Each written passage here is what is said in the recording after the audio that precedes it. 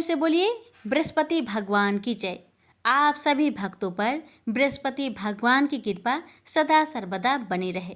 प्यारे भक्तों, आज मैं आप सभी को सुनाऊंगी बृहस्पतिवार बृहस्पति भगवान की व्रत कथा।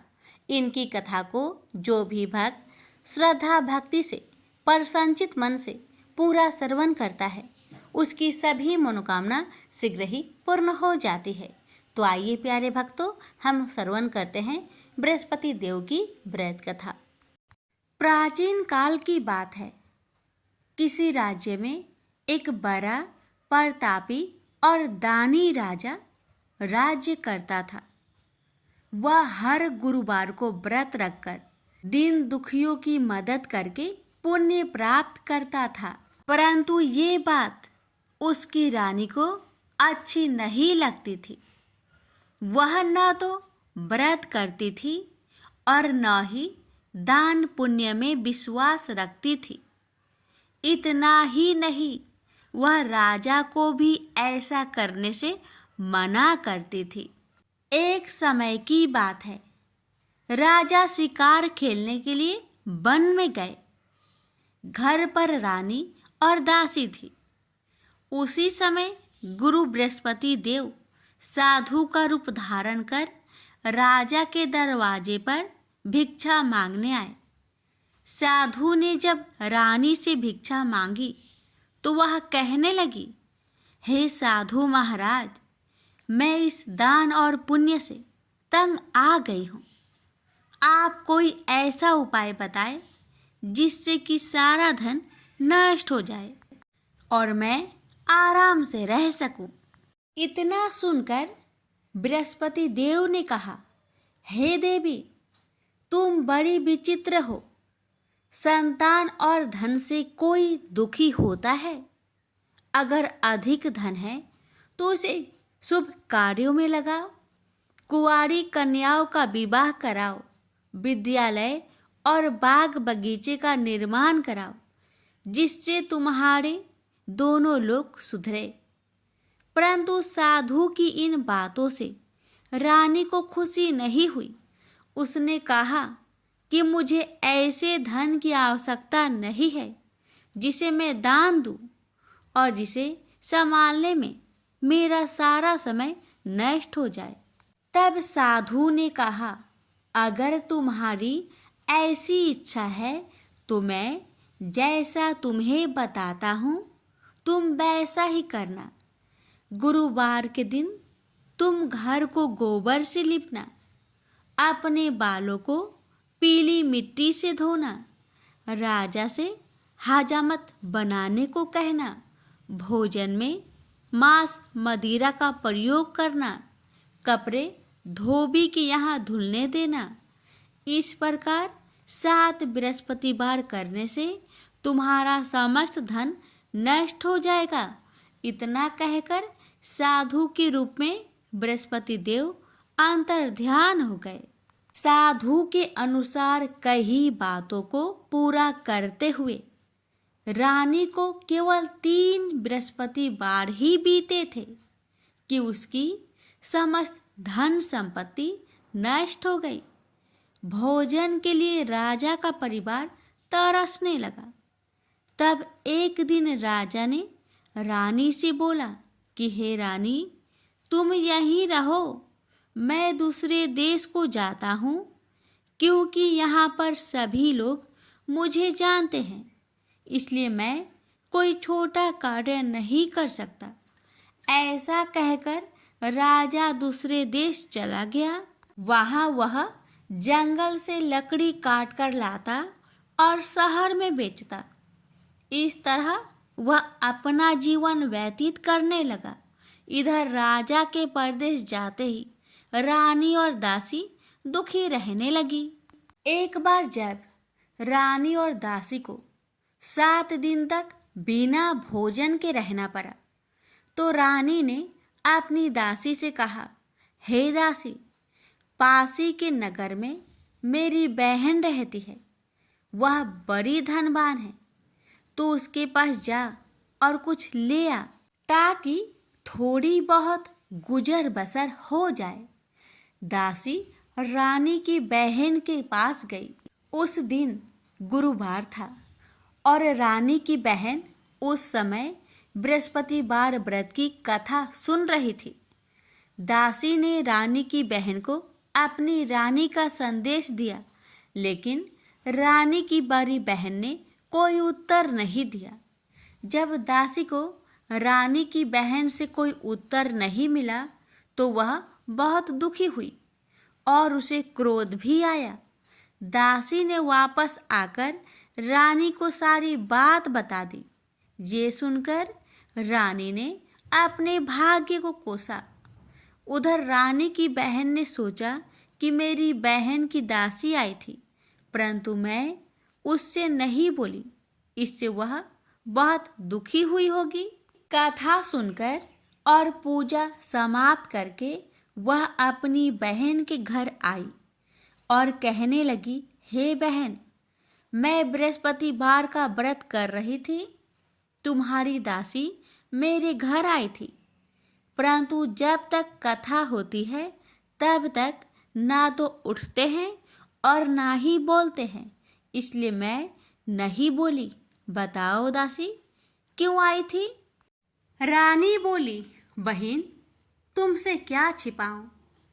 हमारे घर में खाने तक को अनाज नहीं था।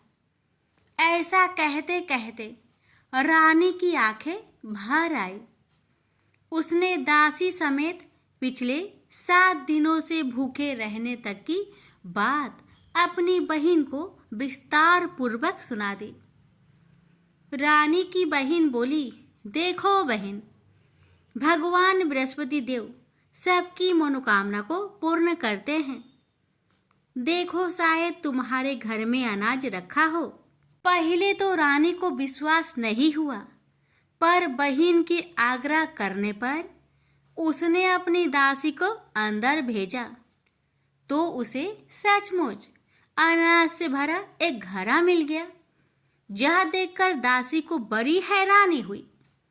दासी रानी से कहने लगी, हे रानी, जब हमको भोजन नहीं मिलता तो हम व्रत ही तो करते हैं, इसलिए क्यों न इनसे व्रत और कथा की विधि पूछ ली जाए ताकि हम भी व्रत कर सके। तब रानी ने अपनी बहन से बृहस्पतिवार व्रत के बारे में पूछा। उसकी बहन ने बताया, बृहस्पतिवार के व्रत में चने की दाल और मुनक्का से विष्णु भगवान का केले के जड़ में पूजन करें तथा दीपक जलाए, व्रत कथा सुने और पीला भोजन ही करे। इससे बृहस्पति देव प्रसन्न होते हैं। व्रत और पूजन विधि बताकर रानी की बहन अपने घर लौट आई। 7 दिन के बाद जब गुरुवार आया तो रानी और दासी ने व्रत रखा। घुड़सार में जाकर चना और गुड़ लेकर आई। फिर उससे केले की जड़ तथा विष्णु भगवान का पूजन किया। अब पीला भोजन कहाँ से आए? इस बात को लेकर दोनों बहुत दुखी थे। चूंकि उन्होंने व्रत रखा था, इसलिए बृहस्पति देव उनसे प्रसन्न थे। इसलिए वे एक साधारण व्यक्ति का रूप धारण कर 2 थालों में सुंदर पीला भोजन दासी को दे गए। भोजन पाकर दासी प्रसन्न हुई और फिर रानी के साथ मिलकर भोजन ग्रहण किया। उसके बाद वे सभी गुरुवार को व्रत और पूजन करने लगी। बृहस्पति भगवान की कृपा से उनके पास फिर से धन संपत्ति आ गई, परंतु रानी फिर से पहले की तरह आलस्य करने लगी। तब दासी बोली, देखो रानी, तुम पहले भी इस प्रकार आलस्य करती थी। तुम्हें धन रखने में कष्ट होता था, इस कारण सभी धन नष्ट हो गया, और अब जब भगवान बृहस्पति की कृपा से धन मिला है तो तुम्हें फिर से आलस्य होता है। रानी को समझाते हुए दासी कहती है कि बड़ी मुसीबतों के बाद हमने यह धन पाया है, इसलिए हमें दान पुण्य करना चाहिए, भूखे मनुष्य को भोजन कराना चाहिए और धन को शुभ कार्य में खर्च करना चाहिए, जिससे तुम्हारे कुल का यश बढ़ेगा, स्वर्ग की प्राप्ति होगी और पितृ प्रसन्न होंगे। दासी की बात मानकर रानी अपना धन शुभ कार्य में खर्च करने लगी, जिससे पूरे नगर में उसका यश फैलने लगा। बृहस्पतिवार व्रत कथा के बाद श्रद्धा के साथ आरती की जानी चाहिए। इसके बाद प्रसाद बांटकर उसे ग्रहण करना चाहिए। एक दिन राजा दुखी होकर जंगल में एक पेड़ के नीचे आसन जमाकर बैठ गया। वह अपनी दशा को याद करके व्याकुल होने लगा। बृहस्पतिवार का दिन था। एकाएक उसने देखा कि निर्जन वन में एक साधु प्रकट हुए। वह साधु भेष में स्वयं बृहस्पति देवता थे। लकड़हारे के सामने आकर बोले, हे लकड़हारे, इस सुनसान जंगल में तू चिंता मग्न क्यों बैठा है? लकड़हारे ने दोनों हाथ जोड़कर प्रणाम किया और उत्तर दिया, महात्मा जी, आप सब कुछ जानते हैं, मैं क्या कहूँ? यह कहकर रोने लगा और साधु को अपनी आत्मकथा सुनाई। महात्मा जी ने कहा, तुम्हारी स्त्री ने बृहस्पति के दिन बृहस्पति भगवान का निरादर किया है, जिसके कारण रुष्ट होकर उन्होंने तुम्हारी यह दशा कर दी। अब तुम चिंता को दूर करके मेरे कहने पर चलो तो तुम्हारे सब कष्ट दूर हो जाएंगे और भगवान पहले से भी अधिक संपत्ति देंगे। तुम बृहस्पतिवार के दिन कथा किया करो। 2 पैसे के चने मुनक्का लाकर उसका प्रसाद बनाओ और शुद्ध जल से लोटे में शक्कर मिलाकर अमृत तैयार करो। कथा के पश्चात अपने सारे परिवार और सुनने वाले प्रेमियों में अमृत व प्रसाद बांटकर आप भी ग्रहण करो। ऐसा करने से भगवान तुम्हारी सब मनोकामनाएं पूरी करेंगे। साधु के ऐसे वचन सुनकर लकड़हारा बोला, हे प्रभु, मुझे लकड़ी बेचकर इतना पैसा नहीं मिलता जिससे भोजन के उपरांत कुछ बचा सकूं। मैंने रात्रि में अपने स्त्री को व्याकुल देखा है और मेरे पास कुछ भी नहीं जिससे मैं उसकी खबर मंगा सकूं।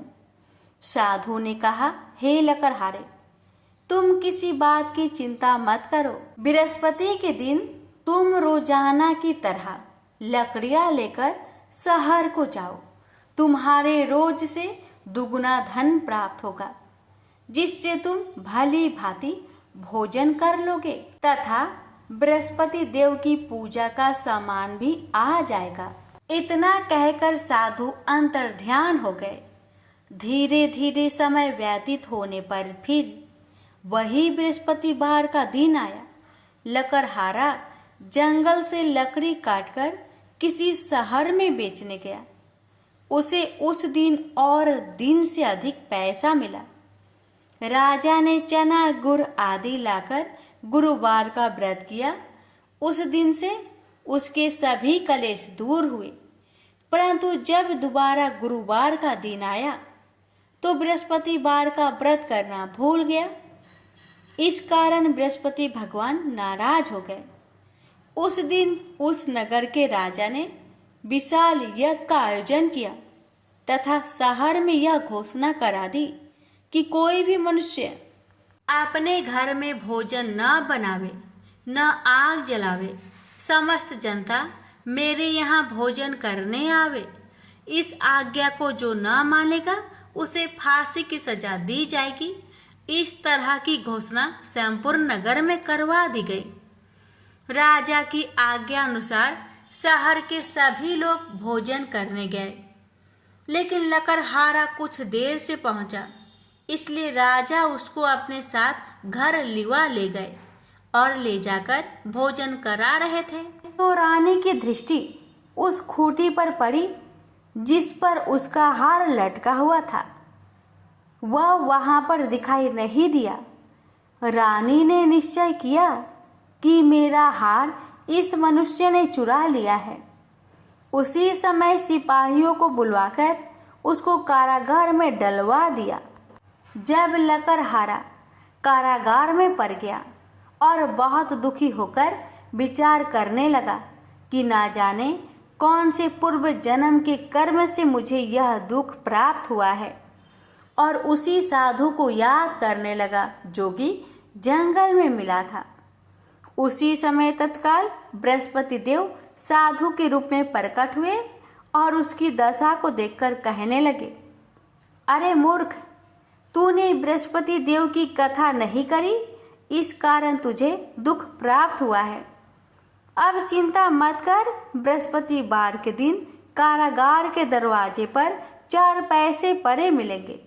उनसे तू बृहस्पति देव की पूजा करना, तेरे सभी कष्ट दूर हो जाएंगे। बृहस्पति के दिन उसे 4 पैसे मिले। लकड़हारे ने कथा कही।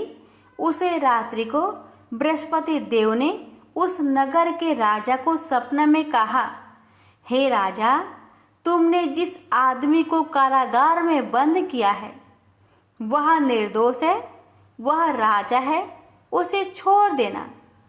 रानी का हार उसी खूंटी पर लटका है। अगर तू ऐसा नहीं करेगा तो मैं तेरे राज्य को नष्ट कर दूंगा। इस तरह रात्रि के सपनों को देखकर राजा प्रातः काल उठा और खूंटी पर हार देखकर लकड़हारे को बुलाकर क्षमा मांगी तथा लकड़हारे को योग सुंदर वस्त्र आभूषण देकर विदा कर दिया। बृहस्पति देव की आज्ञा अनुसार लकड़हारा अपने नगर को चल दिया। राजा जब अपने नगर के निकट पहुंचा तो उसे बड़ा आश्चर्य हुआ। नगर में पहले से अधिक बाग, तालाब, कुएं तथा बहुत सी धर्मशाला, मंदिर आदि बन गई है। राजा ने पूछा, यह किसका बाग और धर्मशाला है? तब नगर के सब लोग कहने लगे, यह सब रानी और बांदी की है। तो राजा को आश्चर्य हुआ और गुस्सा भी आया। जब रानी ने यह खबर सुनी कि राजा आ रहे हैं तो उन्होंने बांदी से कहा कि हे दासी, देख, राजा हमको कितनी बुरी हालत में छोड़ गए थे। हमारी ऐसी हालत देखकर वह लौट न जाए, इसलिए तू दरवाजे पर खड़ी हो जा। आज्ञा अनुसार दासी दरवाजे पर खड़ी हो गई। राजा आए तो उन्हें अपने साथ लिवा लाई। तब राजा ने क्रोध करके अपनी रानी से पूछा कि यह धन तुम्हें कैसे प्राप्त हुआ? तब उन्होंने कहा, हमें यह सब धन बृहस्पति देव के इस व्रत के प्रभाव से प्राप्त हुआ है। राजा ने निश्चय किया कि 7 रोज बाद तो सभी बृहस्पति देव का पूजन करते हैं, परंतु मैं प्रतिदिन दिन में 3 बार कहानी तथा रोज व्रत किया करूंगा। अब हर समय राजा ने दुपट्टे में चने की दाल बांधी रहती तथा दिन में 3 बार कहानी कहता। एक रोज राजा ने विचार किया कि चलो अपनी बहन के यहाँ हो आवे। इस तरह निश्चय कर राजा घोड़े पर सवार हो अपनी बहन के यहाँ को चलने लगा। मार्ग में उसने देखा कि कुछ आदमी एक मुर्दे को लिए जा रहे हैं। उन्हें रोककर राजा कहने लगा, अरे भाइयों, मेरी बृहस्पति देव की कथा सुन लो। वे बोले, लो, हमारा तो आदमी मर गया है, इसको अपनी कथा की परी है। परंतु कुछ आदमी बोले, अच्छा कहो, हम तुम्हारी कथा भी सुनेंगे। राजा ने दाल निकाली और जब कथा आधी हुई थी कि मुर्दा हिलने लग गया, और जब कथा समाप्त हो गई तो राम राम करके मनुष्य उठकर खड़ा हो गया।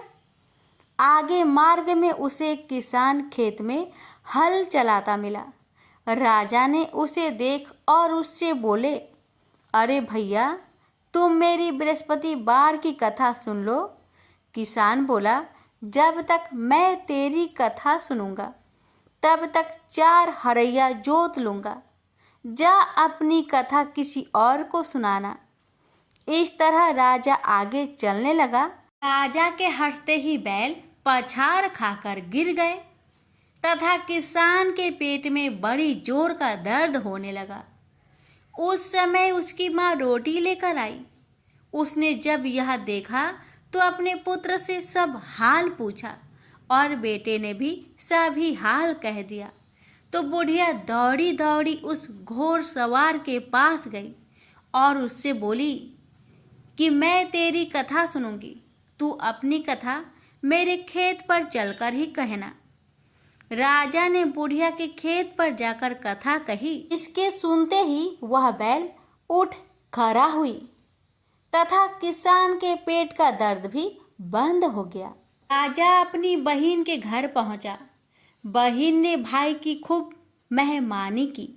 दूसरे रोज प्रातःकाल राजा जागा तो वह देखने लगा कि सब लोग भोजन कर रहे हैं। राजा ने अपनी बहन से कहा, ऐसा कोई मनुष्य है जिसने भोजन नहीं किया हो? मेरी बृहस्पतिवार की कथा सुन ले। बहन बोली, हे भैया, यह देश ऐसा ही है कि पहले यहाँ लोग भोजन करते हैं, बाद में अन्य काम करते हैं। अगर कोई पड़ोस में हो तो देख आऊं।